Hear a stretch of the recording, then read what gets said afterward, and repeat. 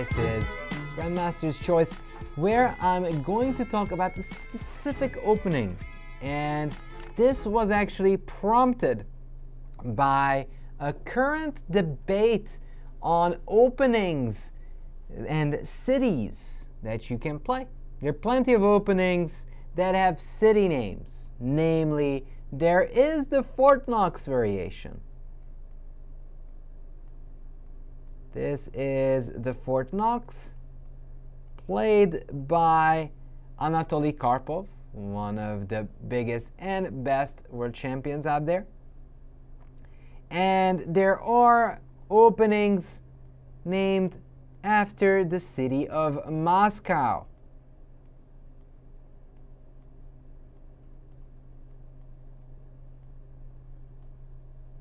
And to be more exact, that is more of the Botvinnik, but this is the Moscow variation.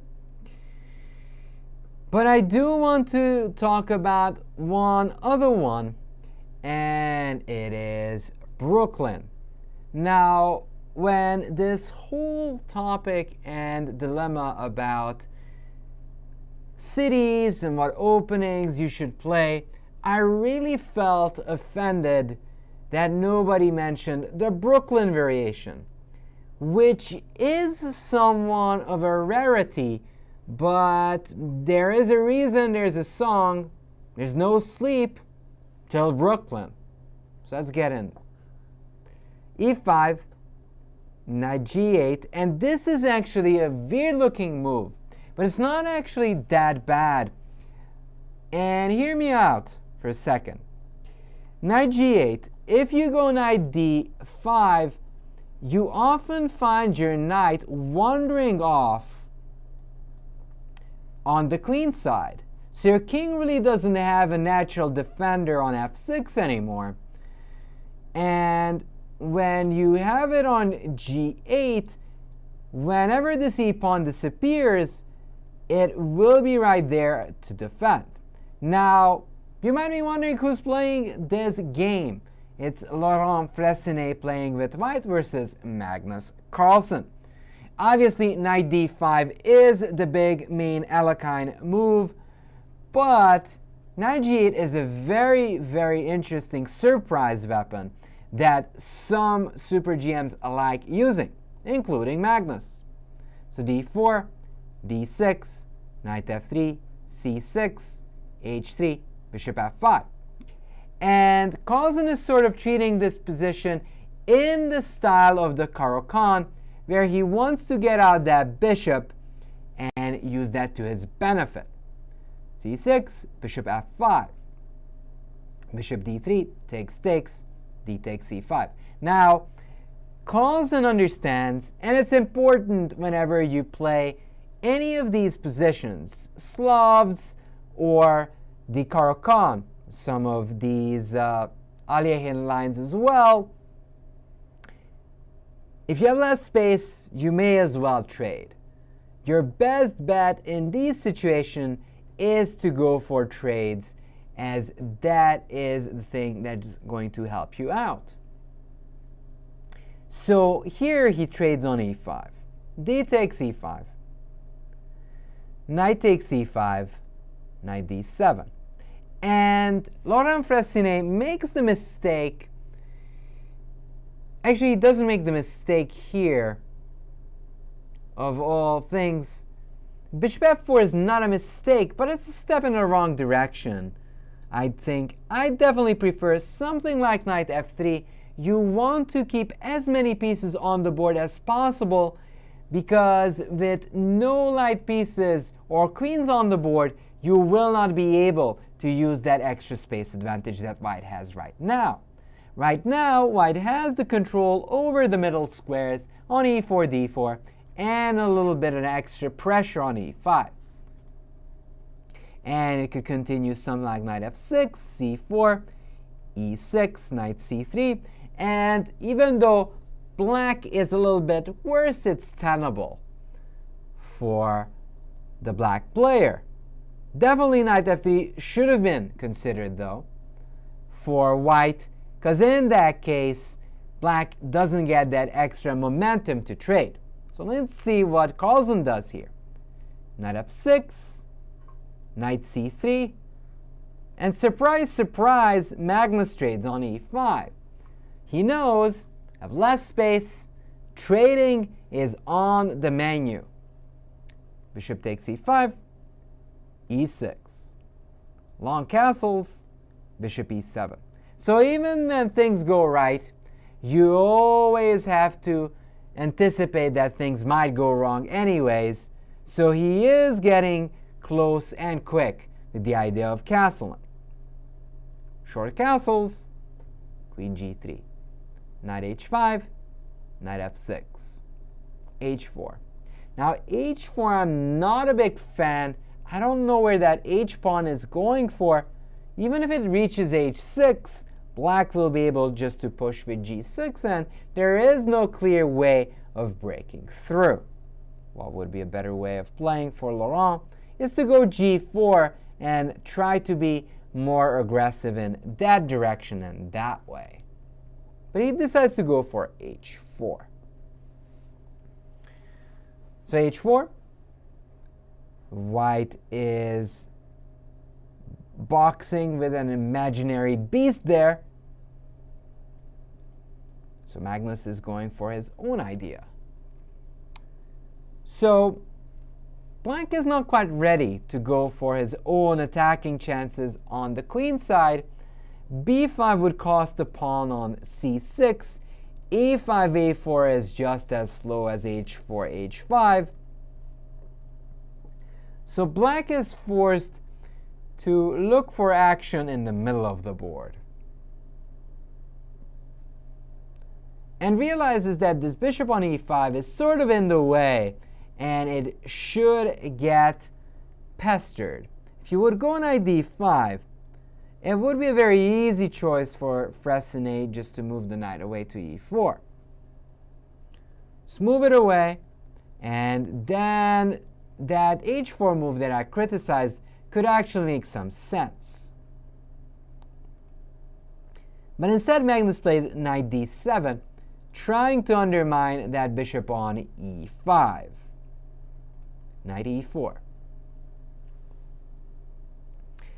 Now, chess is about being very persistent and consistent with your plans. Magnus's move was knight d7, but knight e4 is sort of saying, hey, I don't mind if you take that bishop. Please do it. If you could do it on my terms, that would be ideal. So Magnus pondered and wondered and decided against taking on e5, and I like that decision.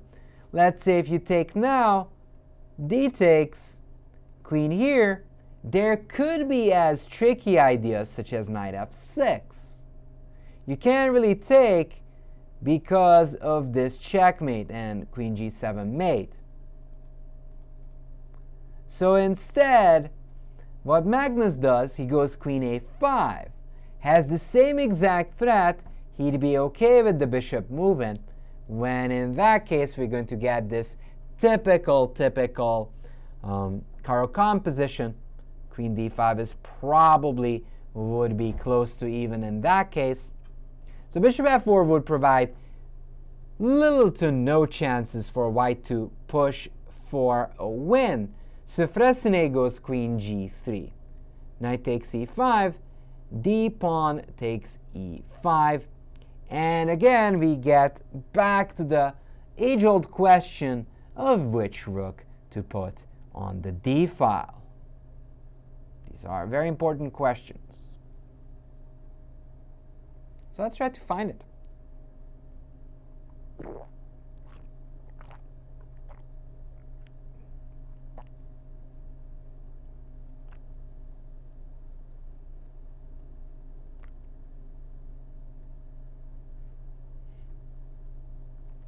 So you could go rook f to d8 or rook a to d8, but there is actually a substantial difference.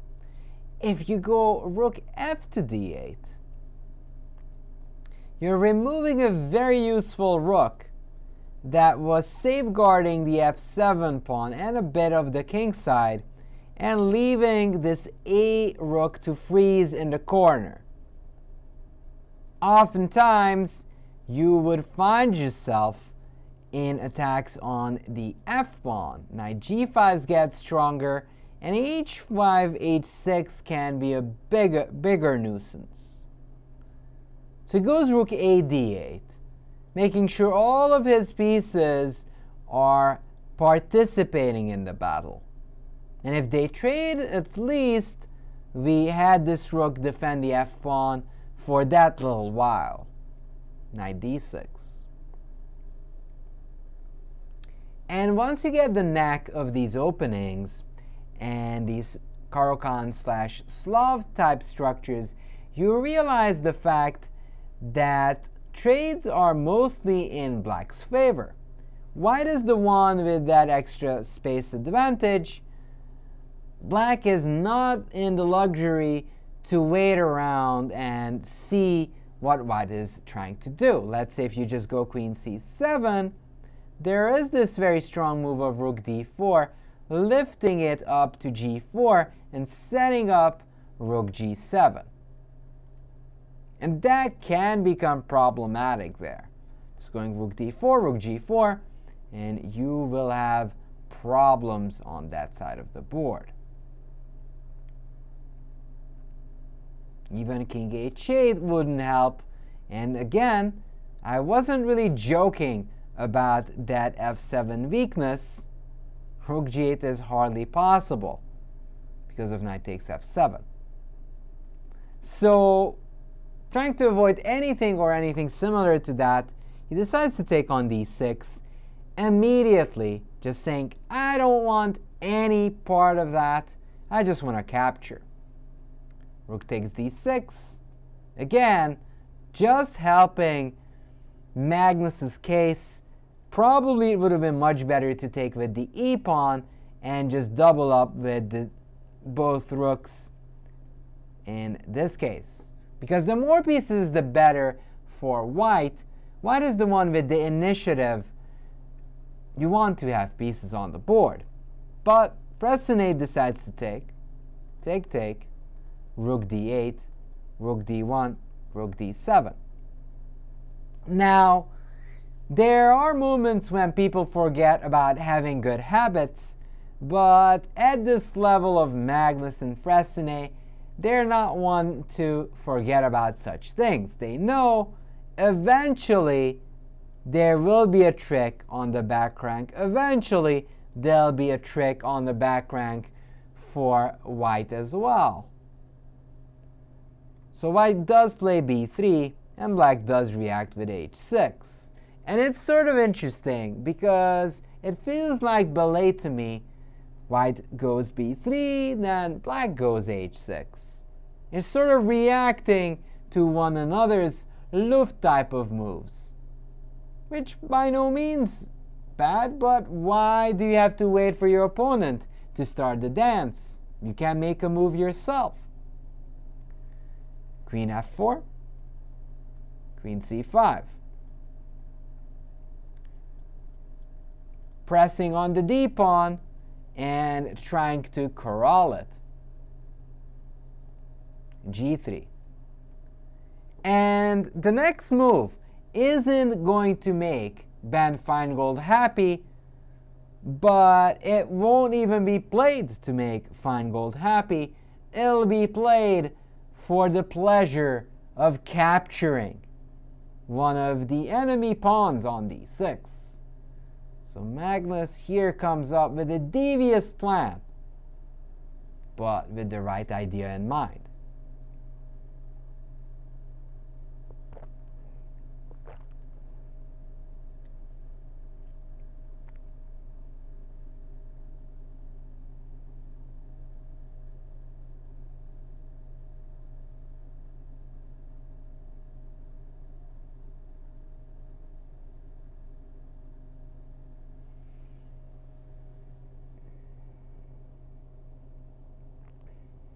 So we can try ideas such as e5, for example.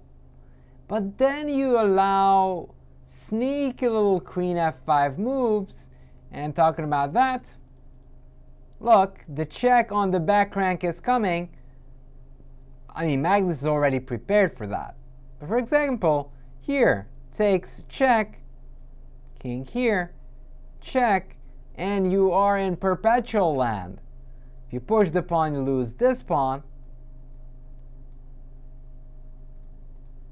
If you go rook g6, pawn to h5, and everything is working like clockwork for white, and he escapes.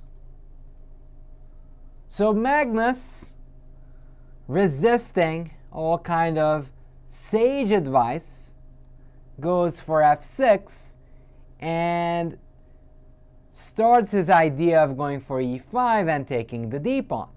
So the whole point here is the king will be able to escape in this case, which wouldn't be possible otherwise. So clearly, here, white is going to be running out of checks once that king gets to f7 and g6. Rook d3, king f7, queen d2, e5. So operation shoo away is in full motion. Fressinet manages to stick to the d pawn, but the menace is coming to e6. And it's going to take Denes on d6. Rook c3, queen b4. Queen b4. And now you're all stuck. You can't go back because I trade you, and this will lead to a rook endgame that is just down a pawn. Of course, taking here is losing, but with the king cut off, Gandalf style, there's probably no passing through this case. It's probably just a loss. So instead, Fressinet goes king b2, rook takes d6, queen e2. And this is the moment where actually Magnus gets on a second gear.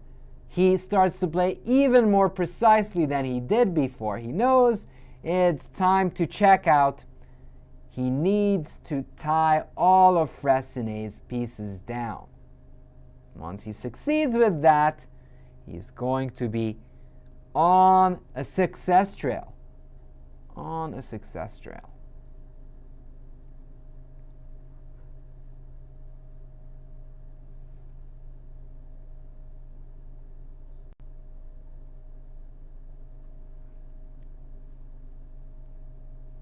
His next move is just very, very good.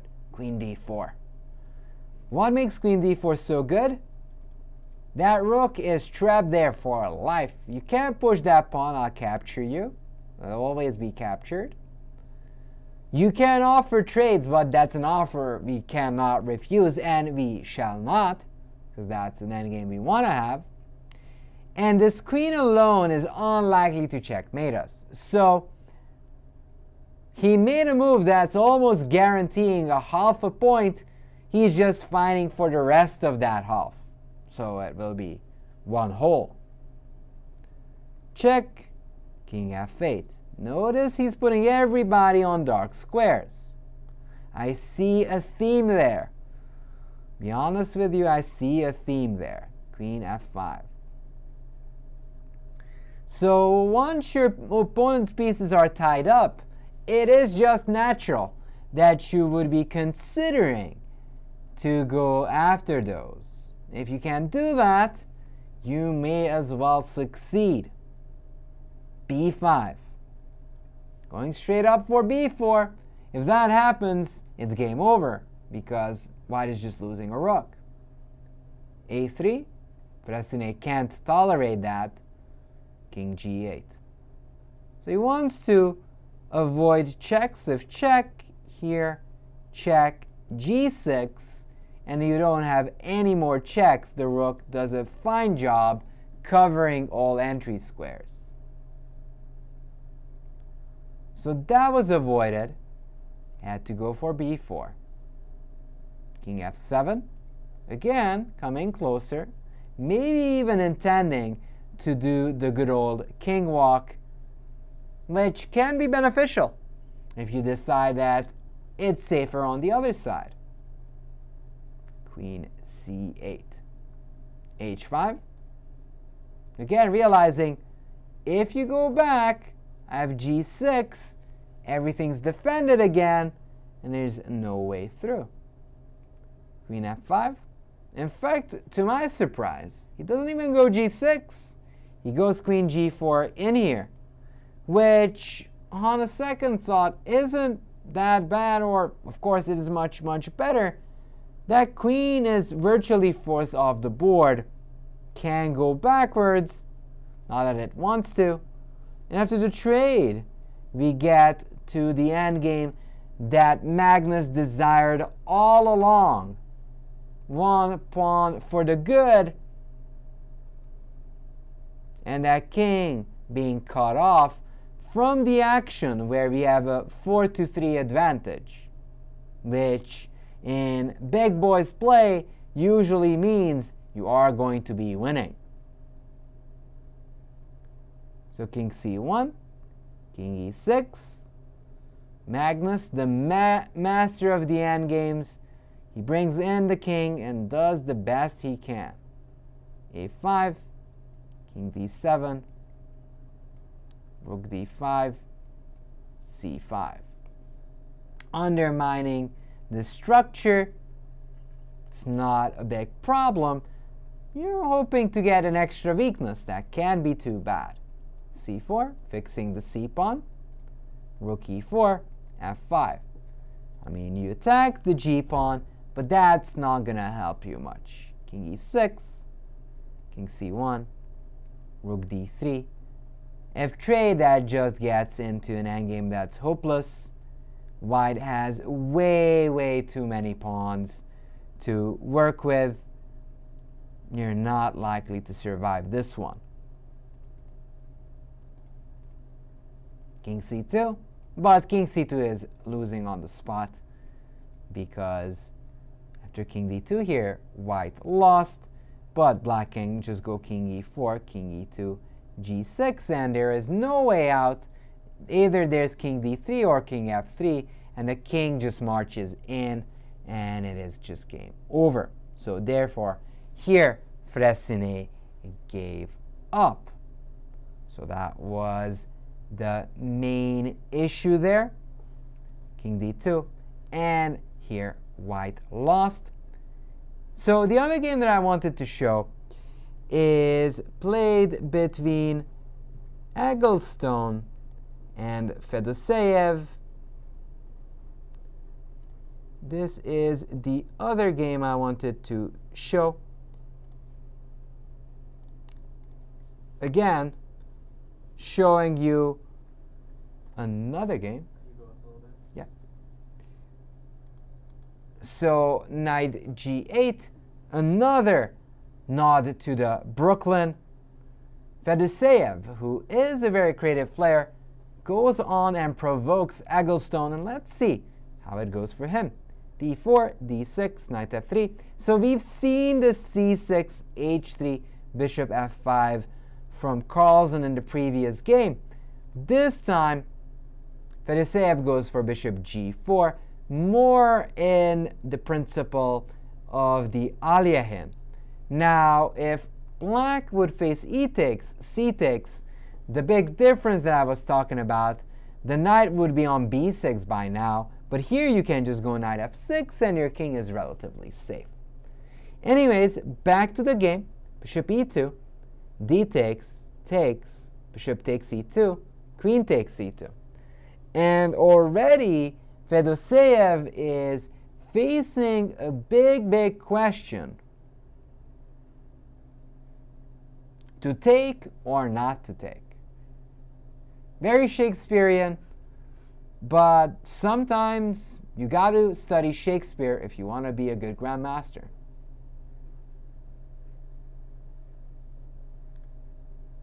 And of course, Fedoseev says, sure, I'll take that pawn. But Eggleston goes, well, I understand you, But what are you going to do after queen b5 check?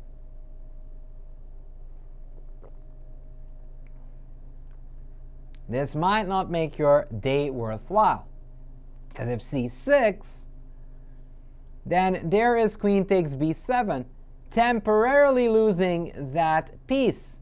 But the a8 is hanging, and you also don't want to get mated in one with queen c8 checkmate. So there is a couple of threats you got to be wary about. But here Fedoseev actually does something unique. Goes knight d7, knight takes d7, and everyone's biggest dream in their chess career, including Eric Rosen's, is to long castle in style on move 10. Good old long castling, and you cannot take on f8 because it's checkmate on d1.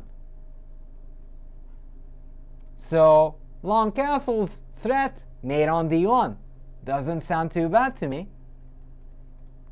And surprisingly enough, there is nothing really that white can do about it. This is just a free pawn for Fedoseev now. You can't take its mate. You can't attack the queen successfully.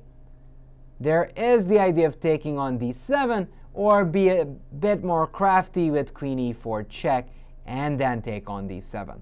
Both seem to be very good for black. So knight d7, long castles, which is quite a unique move. Knight c3, rook takes d7. Bishop e3, a6. So notice that even though Fedoseev is probably up ahead and likely to be dominating, he still tries to make the most accurate moves possible.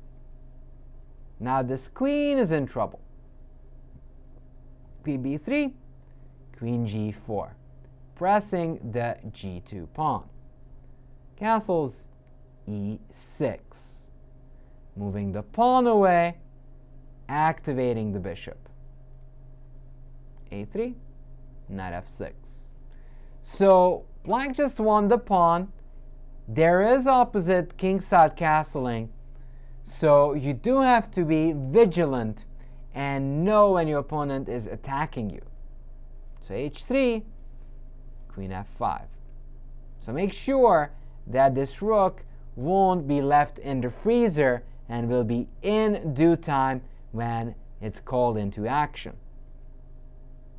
a4, bishop c5. But of course, even Fedoseev knows if he is up a pawn, you may as well want to trade now and leave the rest for later. Takes, a5, rook d8. Just in time, owns the d file, everything's under control, and he is cruising. Rook a4, trying to put some pressure, and that is again one of the most important things in chess. Try to figure out what your opponent is on about. Just go rook d4. No. You're not going there, not letting you just pass through like that. Rook a3, rook b4, rook d2. Not just invading the second rank tractor style, just mowing down the whole board, it kind of makes sure that f1 rook is stuck there forever, defending white's kingside. Queen b1, rook f4, putting pressure on the f pawn. Queen e1, that is a sad necessity. Rook takes c2. And it is now just collapsing for Eggleston. And it does have to do with the fact that Fedoseev spotted this gorgeous idea of knight d7 and long castles, and that's why black has the advantage in the first place. But look at how he is going to wrap things up. Rook b3, queen to c4. Just shooing that rook back to the offside of the board. Rook takes b2. Now, again, you have to realize what your opponent is up to. Rook a4 is almost saving the day for white. That is not your usual tactical threat that you see all the time. There is that rook stuck on f4. The queen is in trouble on the c4 square. It seems like it's lost. But, of course, Fedoseev calculates much, much ahead in this case and goes rook b4. Just making sure everything's under control. No trickies on the f4. You can't x-ray through in that case. Rook a2. So let's try to find the next move here for Fedoseev. These are the last but critical moments. Last but critical moments, and that will be the fate of this game. That will decide the fate of this game, to be more exact.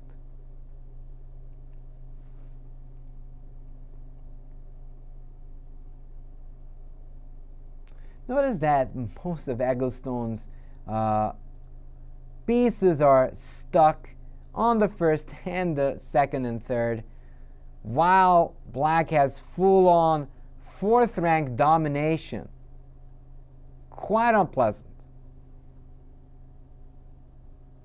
And actually there's only one piece that holding the whole together, and that's the knight on c3. So our goal should be to somehow find a way to undermine that.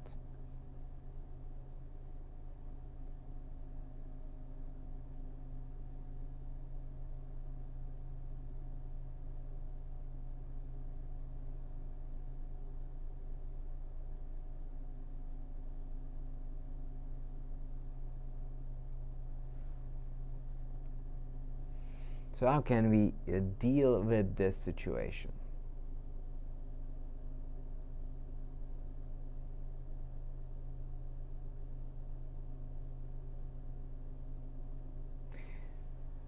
So we could try to go rook b3.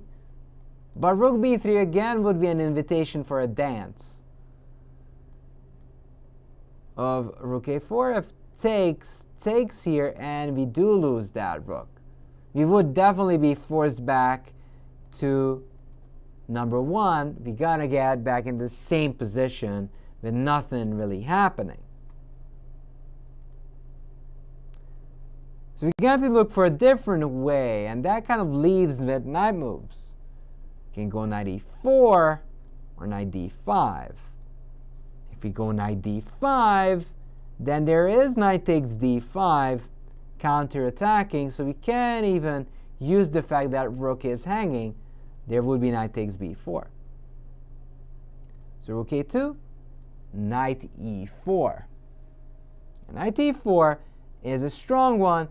It puts pressure on this knight, on that rook indirectly, and extra pressure on the f2 square, which is looking kind of nasty in this case. Rook a3, rook b2, and now this is complete domination. Even if you take here, rook takes e4, the queen moves, then both of those tractors would get on the second, and it is just game over there. But here Eggleston sort of buckled under pressure, played knight d1, and after rook e2, he resigned as his queen got checkmated on e1. There's no way to go, therefore he resigned. So I very much hope you enjoyed this lecture on the Brooklyn variation, which is a little bit underappreciated. It is one of those city variations that you should at least know about. You may use it sometimes as a surprise weapon. If it works for Carlsen, it may work for you as well. Thank you so much for watching, and see you next time.